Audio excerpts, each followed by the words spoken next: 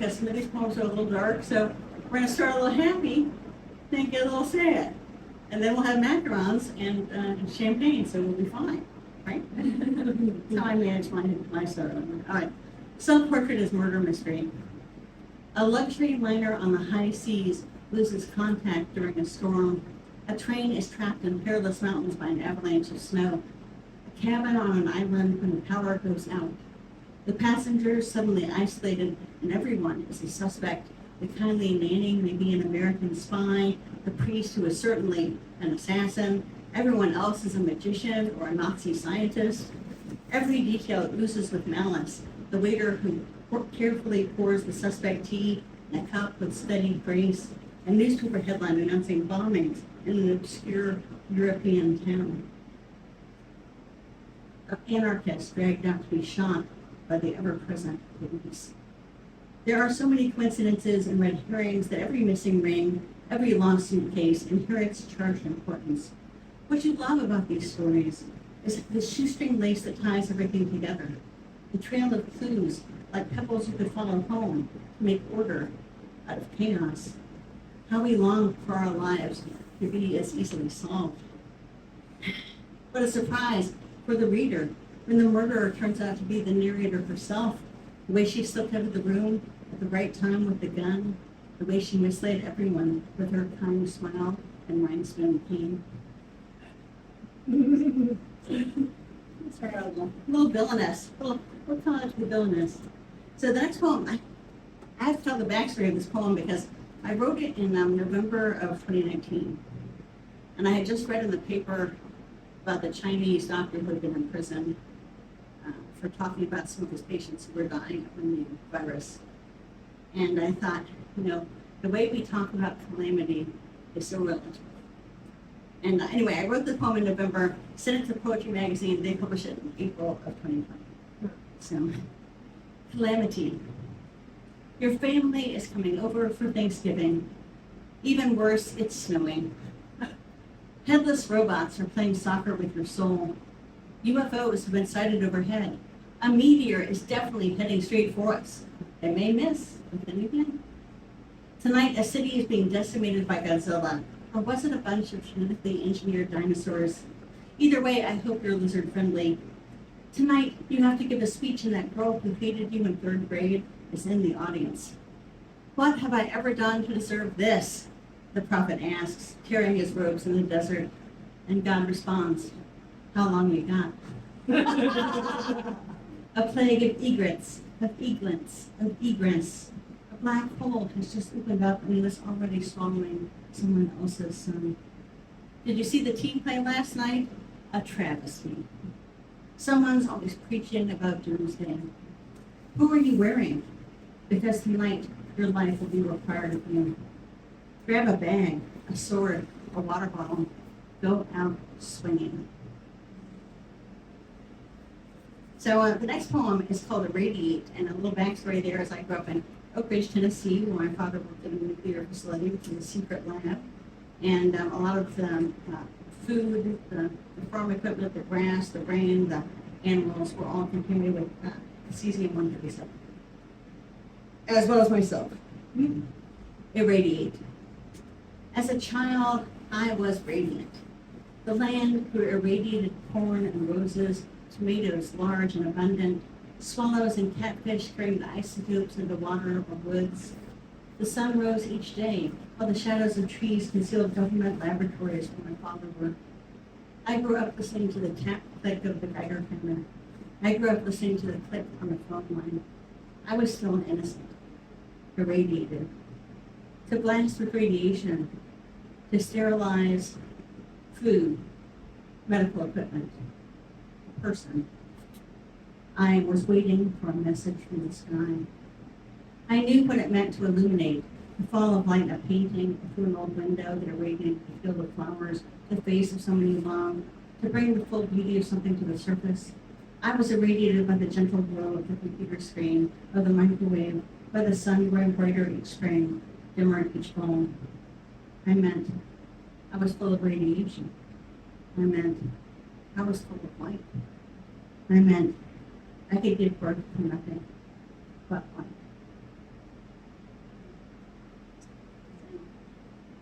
Like, I froze my drink before I came here, thinking I was really smart. But here's the problem with that. It'll get there. Nope, not there. All right. Just kidding. Yeah, I'll take it. So this is a poem both Glenn and Marty asked me to read, so I'm going to read it. It starts out kind of sad, but it has a good ending. That's an appropriate way. Very little modern here as well. All right. See, I planned. Failure 2016. I failed to die, as they said I might this year. I watched the icons of my teen years drop one by one, magical in makeup and costumes, Bowie and Prince and Princess Leia, all glitter and smartass. I watched the election with tears in my eyes while others cheered. I spent a lot of time in hospitals, not writing, waiting for the other shoe to drop. I spent too much time hand-wringing. I spent time planting lavender I wasn't sure I would live to see bloom. I bought a blue-eyed kitten. I took pictures of trees in the wind. Failures were many. Lost voices, lost crowds, wandering in the wrong directions. We've lost our sense of smell. All the signs are there. We've barely touched our eggs. Our memories aren't as good as they used to be. Our hair not as bright. Our hands shake when they should be steady. America lost a bit of its shine. Britain yelled at us at the street to go back home, but where did we come from? Wasn't it on your boats? I've forgotten now. English, Irish, French, Creole, Spanish, Italian, ancient Greek, so many languages scratched into dust, into rusty iron pages. They're breaking down. Soon we will all speak emoji. Happy or sad faces, angry tongues, or double horns. We failed to launch as a nation. I failed to organize my closet, my office, a mess of papers I can't leave to anyone. A painting on my wall with fox, his eyes glowing, fixed on the gray horizon. It haunts me with its small poppies. When did my nerve break down? What particular cell betrayed me? Are your families fracturing, your synapses leaking? Look, the future. Perhaps that glow you see on the horizon isn't fire, but sunrise. So I brought a couple of summer poems for the summer heat that we're experiencing now. It's not normal for May to have record-breaking temperatures. And that's all right. At the beginning of the week, you're wearing like jeans and a sweater, maybe a jacket, carrying an umbrella, and then like, where do I have any other clothes? Are there any clothes that I have that are actually appropriate for this weather? The answer is no. The summer of bombs. It was a summer of hydrogen bombs, eclipses, earthquakes, hurricanes, wildfires. We were not exaggerating. The world was covered in smoke. Remember the shooter on that boat on the island? It was the summer everything blew up, including us. The embers of my neurology fell into place like video game aliens about to explode. You couldn't understand. You couldn't see. I could do so much less. The wild slug bullets all the time. I couldn't keep down fluids. You couldn't keep down your voice. I needed help. You wanted out. It seemed to me that every man was trying to shake the earth, to loosen our grip on things, or maybe it was Mother Nature trying to shake us off. I certainly couldn't hold on when the storm came. It was lights out for me. The bombs in the air had already taken hold in my mind. They had already landed in me, exploded, leaving wreckage. There was no recovery, no map for the future. The sun angry, the sea intolerant. The atoms had shifted, irreparable. So, how many people here are interested in multiple timelines and string theory? All right, good. I have a poem for you. This is called This is the Darkest Timeline. This is the darkest timeline, one that started with a roll of the dice, an election gone awry, a time of fire and flood. We started to panic at every pandemic, went to quarantine, playing quarters. We've all become the evil versions of ourselves, just trying to get back to the prime timeline, that one where everything went right, when our memories weren't clouded by calamity. That butterfly that flapped its wings, that animal virus gone rogue. We couldn't buy butter or bullets. We waited with bated breath underground. When we emerge anew, it will be with new eyes. Our currency changed from cash to cashews and cheese sandwiches. You can't remember the taste of food without tin. You can't remember how to kiss. Your sense of time scrambled. We learned to throw a knife and gut fish. The darkest timeline has taken us the way of apocalypse, earthquake, supervolcanoes, tidal waves. We can't take any more disaster. We buried too many bodies and sheltered in place too long to forget. When we started this journey, it was nothing left to lose. Now we're too tired to remember how fresh fruit used to smell, the pale pink of cherry blossoms, the days before the coyotes took over our streets. So the next two poems are definitely coronavirus poems.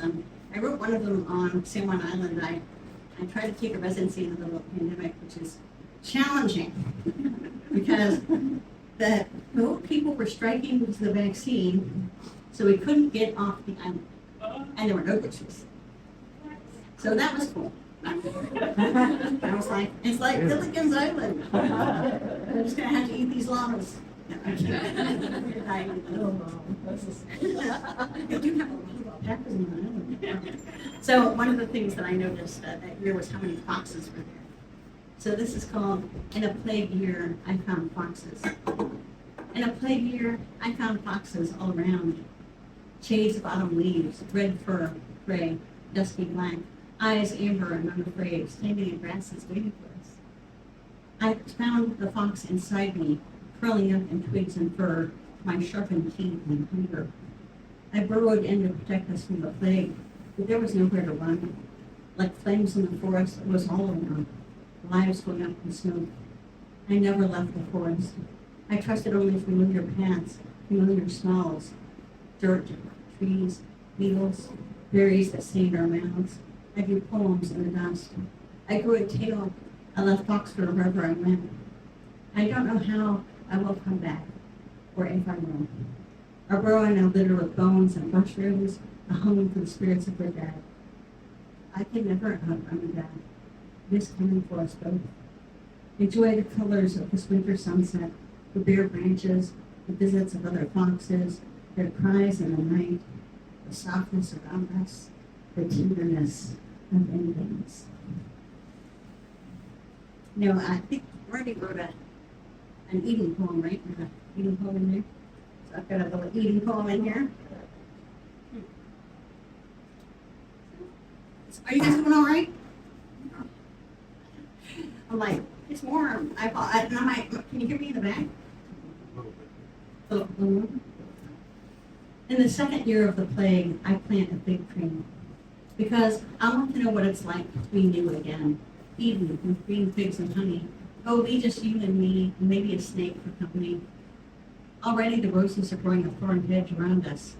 Listen to me. Sing a new song. Burn rosemary and rose petals. We'll become a city on a hill. We paved the way with things we lost.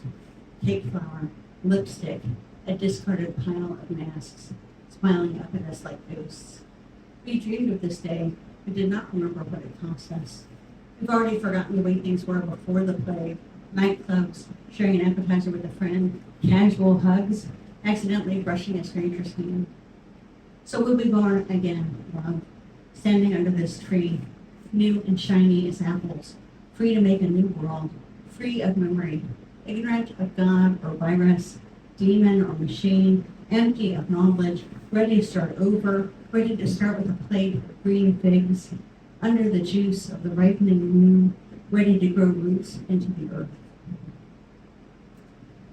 All right, that one was a little nature. I get it. There's nature. There's some nature in there. Maybe 3 more poems, and then you can escape into the wild. I'm signing books afterwards. There's little backgrounds and some sparkling rose there. All right. This is called Introduction to Writer's Block. One of the things about MS that I didn't know before I got MS is that one of the things it does to your brain is it kind of takes away your connections to words. And so for a while I had problems nailing down sentences, words. I had to have a speech therapist. I had to have a reading therapist trying to get me back to where I was beforehand. But so for a while I couldn't write just because I couldn't get the right words in the right place. So this is called Introduction to Writer's Block. It was right after they had taken a picture of my brain and shown me those dark shadows called lesions. You said, you've lost your muse. You took me to the movies, to museums. We walked along the ocean and the mountains, and still I couldn't write. I've lost my words, I told you. Though technically, we knew they were still in there, teeming and crowding, but somehow I would confuse one with another aphasia. You can write with just the words you have left, I told myself. Writers write, so you just sit down and do it. But what stories are left to tell? My brain has been crammed full of riots, police beatings, bombings in distant lands that were the birthplace of roses and pomegranates, salmonella in the peanut butter, sunspots causing continental drift. You have to shove all that aside. Maybe listen to some music, that new band, Something with Dragons. Even at the end of the world, you can make fire. If you wait long enough, something inside you will ignite. And these are my last two poems. The Conspiracy of Ravens began. Do you remember the night before you died? The way the moon was a silver sliver, the wind pushed the dead leaves along the ground, and the ravens sat outside my window where their dark wings shadowed everything. The smell was of something burning, chemical and acrid. I used to sing songs about flying away. I used to be a believer. Do you remember that? It's for me. Do you remember that? I used to be bright as a flower. The night you died, what did you say to me? You loved my nose, that you'd follow me anywhere. And now I cannot follow. It's so dark I cannot follow the shadows outside my window. The moon is almost nothing. Do you remember the last thing you said? The way the ravens outside were screaming your name. The way the whole earth shook beneath us. The way the night arrived as if it would never end. And this is called When I Thought I Was Dying. This was originally called When I Thought I Was Dying, It Was Easier, because I found out there are some things that when you think you were dying are actually easier to deal with, which is kind of fun. It's a little gift. You know? You're dying of cancer, maybe not. Here's your little gift. When I thought I was dying, it was easy to love things. Birds, the flutter of branches, my husband who always has to be right. I thought to myself, I will lose all of this. I hugged my cats more. I watched less television except comedies which drug me to sleep at night. Stupid 50s sci-fi films especially, but maybe I loved them too. I loved poetry and wrote almost every day, thinking I do not have time to write. The lights would flicker and threaten outages. How like our bodies, these power lines are reliable until they are not, eaten by rats or rammed by cars at random. You see how I thought of everything? Being profound, my Netflix recommendation, passing a woman on the street and smiling. I ate a lot more pancakes, something I hadn't done since childhood, because I thought maybe there will be a miracle. Maybe I will have more time, a temporary grant of extension. I will still do taxes. I will still fill out forms in the doctor's office. I will still have time to be mad at traffic. I will stop petting random dogs. I will have time to stop noticing the hummingbird or solar jay pausing to look me in the eyes that moment before. But that's the thing about having time. You miss so much. Thank you so much.